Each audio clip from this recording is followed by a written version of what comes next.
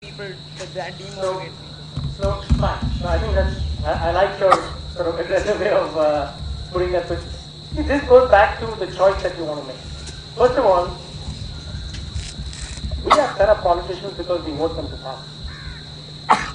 It is not possible that in a billion people we do not have people who are free. It is possible. There are people who are free. The fact is, all of us, and maybe you guys are not a voting age, so we need to use our votes a little more judiciously.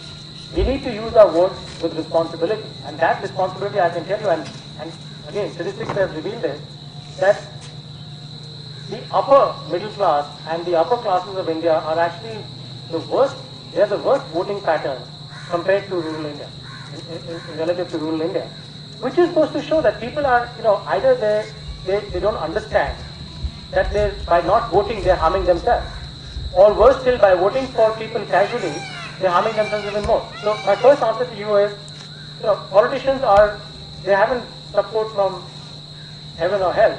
We will go to them to power. We need to recognize that. And it has happened. We are not the first country which is a democracy Greece was a country which went through severe corruption. Italy was a country which still goes through severe corruption.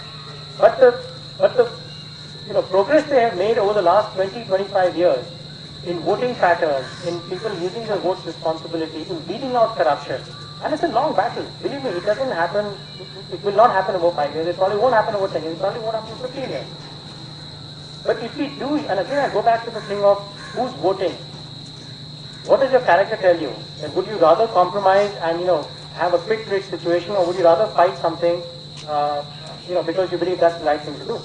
Now, to your point of, it's very easy to sort of sermonize and say that, but at the end of the day we all are living beings and we have families to feed and we have responsibilities to take care of, and what choices do you make?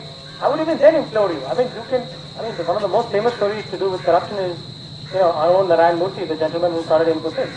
His story is fascinating. He used to work for the government of India in a small, in an IT department, and he was a salesperson, and he did not meet his sales targets one particular quarter.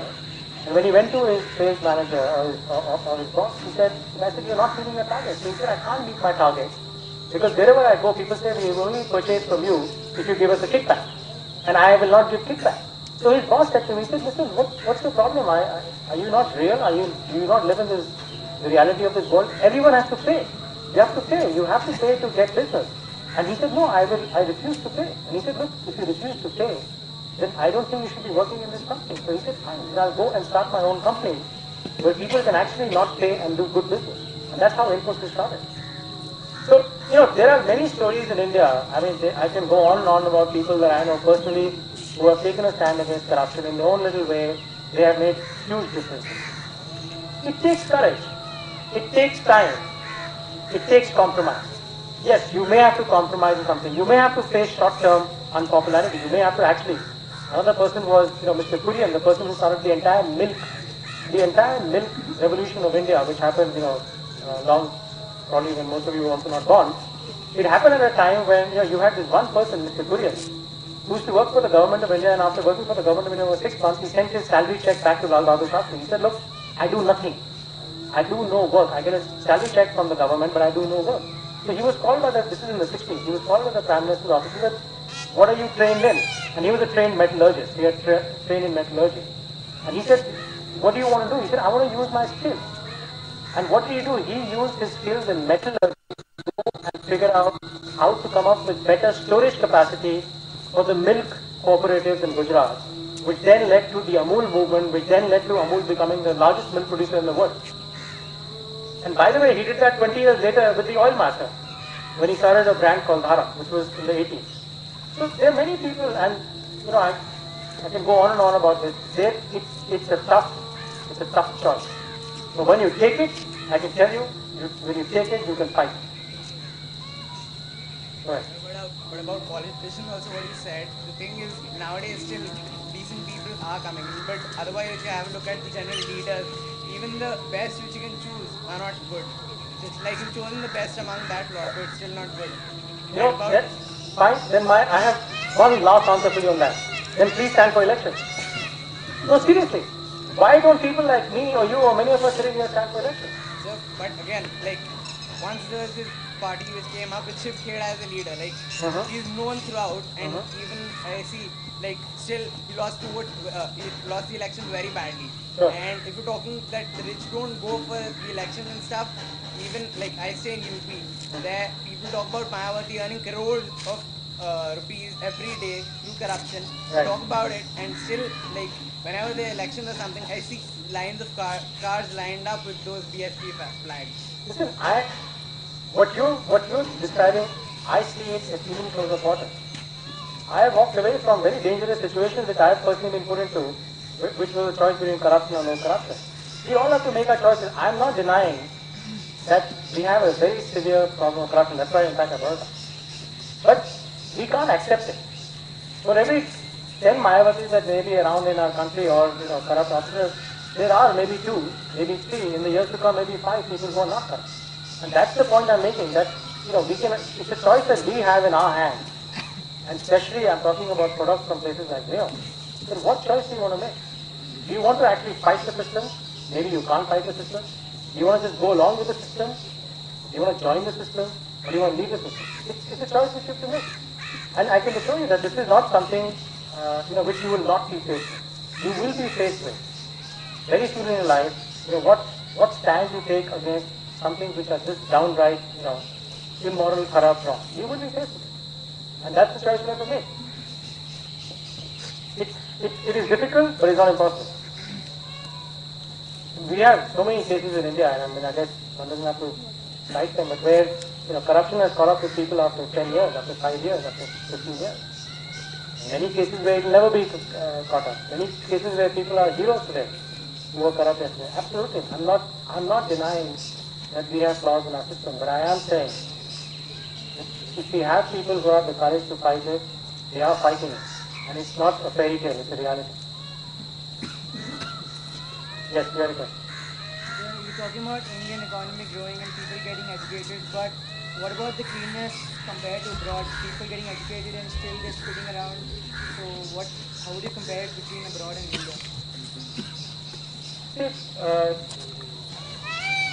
So let me give you a perspective on abroad. I mean, abroad again is a broad term. I've had the benefit of living in very developed countries, like the Netherlands or the US or the UK, or I would say US is not even half as developed as some of the Northern European countries, where things like hygiene, cleanliness are really like their law. But I've also had the benefit of traveling to places like Brazil, or places like Poland, or places like Russia, which are not as, they are also developing countries like India, they are maybe a little ahead. I think in every place, the difference that is always made is really people's commitment to national character and people's commitment to law. So to elaborate, take a country like Singapore, let's take a country like Korea. In 1954, South Korea's economy, South Korea as a country, was smaller in size, power, and any kind of metric. It was lower than Tanzania, it was lower than Ghana. Okay? We went through a very long war period, and less than 30 years from there, they were a superpower. They are no longer even deemed to be emerging market. They are deemed to be developed countries, South Korea talking about. I can tell you a personal example. I remember about 15 years ago when I was in South Korea on a Sunday, I saw a lot of people in the apartment block that I was staying who at about 12 o'clock in the afternoon, people who lived in the building, they had changed into sort of what looked like working clothes and they were leaving the building. And I asked somebody, I said, what exactly is happening? Is it some kind of a, I don't know, road being built or why are people? He said, no, every Sunday, the whole country does social work. The whole country on a Sunday did social work. I was amazed, I was shocked. I said, how can this be? They said, okay, people who are not capable, they can't, and some people, with doctors or emergency staff. But there was a time in Korea when everybody did social work, and the reason was very simple. Everyone said there, we don't want to leave our country the way we found it. For our next generation, we want to leave a country way better than what we found it. Now that's national character. Now Korea is a much smaller country than India is. Take the case of Singapore. Singapore was a slum 50 years ago. Today, if one of us goes to Singapore, and I'm sure many of you may have traveled there, I mean, I dare you to chuck a wrapper or a banana peel on the road. I dare you to walk on the road. What is called jaywalking. You'll be fine. Law is enforcement. So national character, commitment to it, law enforcement can make changes. So think of cleanliness, for example. I mean, things are clean abroad not because people don't eat and don't have garbage to throw. It's because they throw it in the right place. And if they don't, they get in trouble. Or in some cases, they say, I'm just not going to dirty my country. It goes back to, we've all seen this. I mean, and it's sad that in particularly big cities, you'll see, probably the bigger the car, you'll see like somebody with like a big black Mercedes rolling down a window and throwing out a wrapper. I've actually gone and picked up the wrapper and thrown it back in the car on some occasion. But what are you doing? So, small habits can make a difference. Law enforcement can make a difference. Now, in garbage, for example, you've talked of cleanliness. I mean, there are cities in India which have enforced so strongly law enforcement with garbage collection and garbage management that those cities have gone from being, case in point to Surat. They had a plague like 10 years ago. Today it's one of the cleanest cities in the continent. So discipline, law enforcement, our own sort of commitment to keeping our cities clean, these things make a big difference.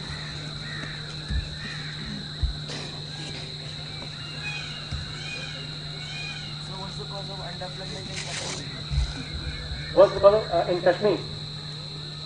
So, I'm not competent to sort of comment on the political angles of Kashmir, but Kashmir, as you do know, is under a special status in our country. It has a special article under which it has been drawn. And there is a fair amount of financial assistance that India gives to Kashmir from an economic perspective, maybe through subsidies and things like that.